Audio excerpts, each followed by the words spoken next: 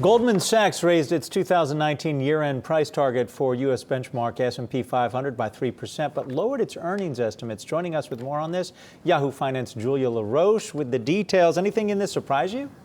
Yeah, I mean, it's just the raising of the outlook for the S&P 500 benchmark index, which the target initially was 3,000 from Goldman Sachs chief equity strategist, but now it's at 3,100 for year end, so up 100 points.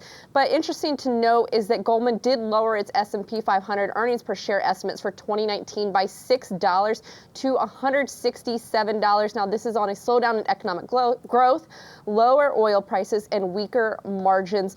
But another thing of note is that Goldman's 2020 year-end outlook for the S&P 500 is now at 3,400, which would mean a 10% gain, another double-digit gain. Another thing I'll highlight from this report is that David Kostin did say that the S&P 500 right now trades at roughly fair value relative to interest rates and profitability. Now, the lower rates is what is driving the rally. Another thing to note going forward is that Goldman does think that the economic expansion should continue.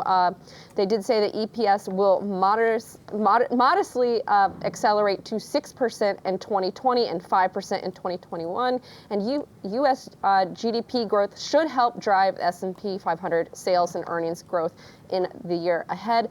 Some of the big risks that you should pay attention to, of course, the 2020 U.S. election. Investors will be focused on that. And, of course, the U.S.-China trade wars that continues. Adam, Julie, back to you guys. Thanks, Julia. Good to keep an eye on those risks as well. Appreciate it.